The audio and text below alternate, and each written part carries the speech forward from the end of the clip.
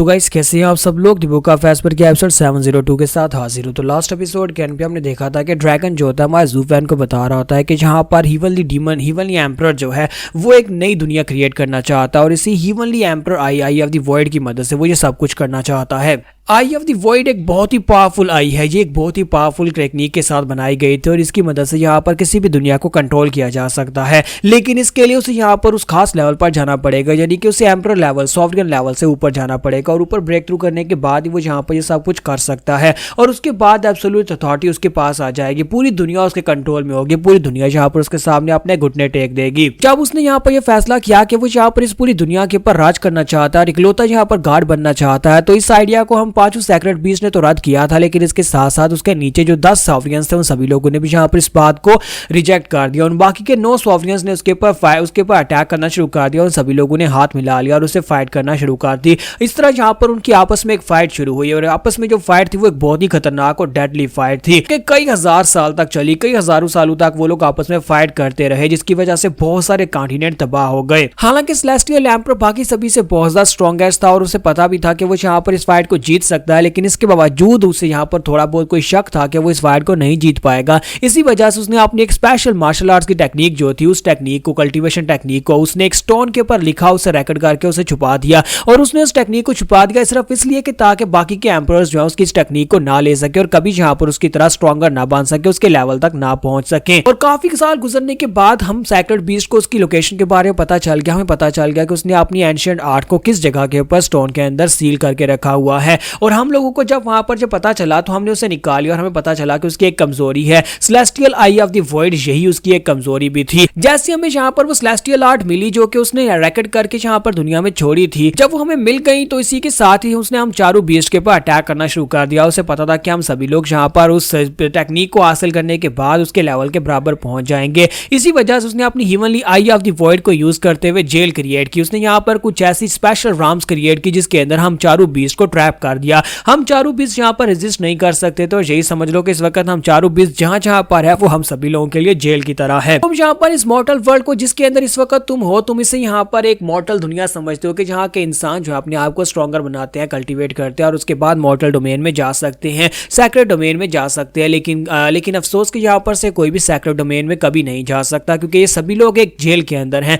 एक ऐसी जेल के अंदर जहां पर ऊपर से वो अपनी आई ऑफ द वॉइड की मदद से तुम सभी के पर नजर रखता है और हम सभी सैक्रेड बीस्ट जो है जो कि यहाँ पर इस ट्रैप है स्पेशल राम के अंदर, हम सभी के ऊपर ट्रिपल लाइटनिंग से अटैक किया जाता है हम सभी को सजा देने के लिए। इतने सालों से वो यहाँ पर हमें सजा दे रहा है सिर्फ ये जानने के लिए कि हमने जो टेक्निक्स को चोरी किया था वो टेक्निक्स कहाँ पर हैं, लेकिन हम उसे कभी भी ये नहीं बता पाए। हम उसे यहाँ पर ये नहीं बताएंगे कि उसकी टेक्निक्स जो हमने चोरी की थी वो कहाँ पर है, क्योंकि वो इस बारे में सोच भी नहीं सकता कि जो टेक्निक हमने उससे चोरी की थी वो टेक्निक तो किलिन की बॉडी के अंदर थी और जब तुम किलिन की स्पेशल जेल के अंदर गए और वहां पर से जाकर किलिन का बाजू तुम्हें मिला, वहीं पर से तुम्हें आई ऑफ द वॉइड भी मिली थी। तुम्हारे ज़ू फैन के लिए ये सारी की सारी बातें बहुत ज्यादा अजीब होती है और हमारा ज़ू फैन सोच रहा होता है कि मुझे तो लगा था कि ये जो मॉर्टल डोमेन है ये एक आम सी दुनिया है जो कि बस यहाँ पर गॉड्स की तरफ से क्रिएट की गई थी, ओरिजिनल गॉड्स की तरफ से, लेकिन इसमें से किसी को भी इस बारे में बिल्कुल भी आइडिया नहीं होगा कि ये दुनिया पूरी तरह से एक जेल की तरह है जिसको यहाँ पर हीवनली सॉवरेन ने क्रिएट किया है। हीवनली सॉवरेन ने इसको क्रिएट किया चारों सैक्रेड बीस्ट को इस जगह के ऊपर ट्रैप रखने के लिए और साथ ही यहाँ पर जितने भी लोग हैं उन सभी के ऊपर उसकी नजर है,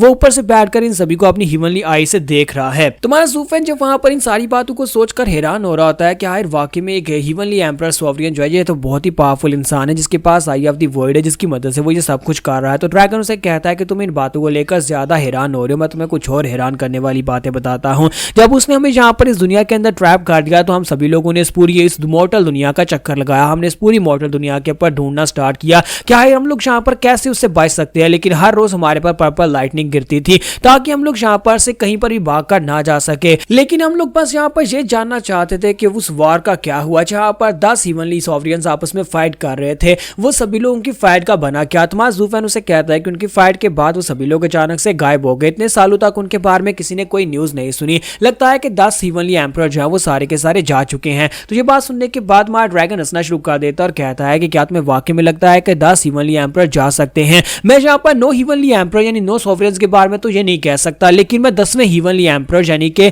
उस सेलेस्टियल एम्परर के बारे में इतना कह सकता हूँ कि अभी तक कहीं ना कहीं पर जिंदा है। तुम्हारा ज़ू फैन कहता है कि तुम ऐसा कैसे कह सकते हो कि अभी तक कहीं ना कहीं पर जिंदा है। तो वो कहता है क्या तुम्हें यहाँ पर दिखाई नहीं दे रहा कि हम सभी लोग अभी भी इस जेल के अंदर अंदर हैं। मैं इस वक्त जिस जगह के ऊपर हूं, मैं जहां पर ट्रैप हूं और अभी भी जहां पर हमारे पर पर्पल लाइटनिंग गिरती है, इसका मतलब यह है कि वो जिंदा है। अगर वो जिंदा नहीं होता तो ये जेल खत्म हो चुकी होती, ये जेल टूट चुकी होती, जिसके ऊपर वो अपनी divine I of the void की मदद से नजर रखता है। Divine I of the void की मदद से वो यहाँ पर हमारे ऊपर थंडर लाइटनिंग गिराता है, जिसकी वजह से हम सभी लोग यहाँ पर इस जगह के ऊपर कैद हैं। ज़ूफेन कहता है कि इसका मतलब यह है कि यहाँ पर इस जगह के ऊपर जो कुछ भी होता है वो सब कुछ के ऊपर नजर रखता है और उसे पता है कि हम लोग यहाँ पर क्या कर रहे हैं। तो वो उसे कहता है कि हाँ, ये कहना गलत नहीं होगा, मुझे लगता है कि इस दुनिया में इस वक्त जो कुछ भी हो रहा है ऊपर बैठा वो सब कुछ देख रहा है। वो एक ओवरलॉर्ड की तरह है जो कि इस जगह के ऊपर हर एक चीज को कंट्रोल करता है, जहां तक कि जितने भी कल्टीवेटर्स जो अपने आप को ज्यादा स्ट्रॉन्गर बना लेते हैं और ऊपर के लेवल पर ब्रेक थ्रू करना चाहते हैं, उन सभी को भी सप्रेस करता है। वो नहीं चाहता कि कोई भी कल्टीवेटर यहाँ पर से निकलकर अगला सॉवरियन बन जाए और उसके खिलाफ खड़ा हो जाए। उसी के साथ ही ड्रैगन उसे कहता है कि किड, मुझे पता है कि तुम सैक्रेड डोमेन से आए हो, अगर तुम सैक्रेड डोमेन से आए तो फिर क्या तुम्हें पता है कि मॉर्टल डोमेन से कभी कोई इंसान सैक्रेड डोमेन में जा सका है?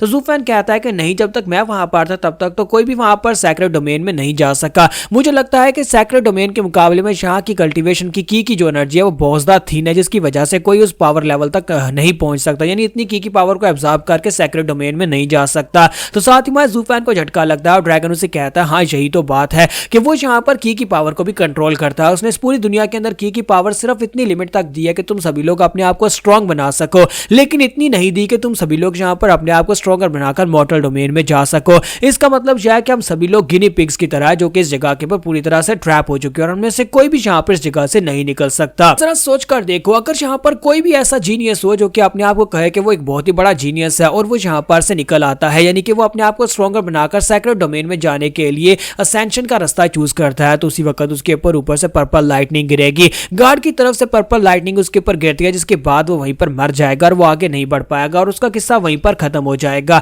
चाहे तुम यहाँ पर कितने ही स्ट्रॉन्गर क्यों ना बन जाओ, चाहे तुम कितने बड़े जीनियस क्यों ना हो, चाहे तुम्हारे पास कितना ही कुछ ना हो, इतनी कल्टीवेशन हासिल करने के बावजूद भी तुम सैक्रेड डोमेन में कभी नहीं जा पाओगे, क्योंकि वो नहीं चाहेगा कि तुम कभी यहाँ पर से सैक्रेड डोमेन में जाओ। हाँ, ज़ूफेन कहता है ये तो वाकई में गॉड लाइक पावर्स हैं, ऐसी पावर्स तो यहाँ पर किसी मॉर्टल के पास बिल्कुल भी नहीं होनी चाहिए। क्या अभी भी यहाँ पर उसे एक मॉर्टल ही कहा जाएगा या फिर उसे गॉड कहा जाएगा? तो ड्रैगन उसे कहता है कि हाँ, तुम यहाँ पर उसे गॉड कह सकते हो और मुझे भी नहीं लगता कि यहाँ पर गार्ड्स के पास भी ऐसी पावर्स होंगी कि वो किसी भी जगह को इतनी टाइटली कंट्रोल कर सके, क्योंकि गार्ड्स ने जब यहाँ पर इन दुनियाओं को बनाया था उसके बाद से गार्ड्स ने कभी यहाँ पर इन दुनियाओं को कंट्रोल करने की कोशिश नहीं की। गार्ड्स ने यहाँ पर सभी को फ्री विल दी कि वो अपने लिए अपने आप अपना रास्ता चूज कर सकते हैं और खुद को स्ट्रॉन्गर बना सकते हैं, लेकिन ये कमीना उन सभी से अलग है। ये गार्ड्स की तरह बिल्कुल भी नहीं है, ये एक डिक्टेटर की तरह है जो कि ऊपर बैठा हुआ है और हम सभी को कंट्रोल कर रहा है। सब कुछ सिर्फ और सिर्फ एक आई ऑफ द वॉइड की मदद से हो रहा है, एक आई ऑफ द वॉइड जो कितनी पावरफुल है, जो कि एक पूरी तरह से नई दुनिया क्रिएट कर सकती है। तो यहाँ पर हमारी एपिसोड 702 का एंड होगा। नेक्स्ट एपिसोड में देखेंगे कि हमारे ज़ूफेन को यहाँ पर से और क्या नया पता चलेगा, शायद उसे यहाँ पर हिवनली सेलेस्टियल एम्परर को मारने का कोई तरीका मिल सके।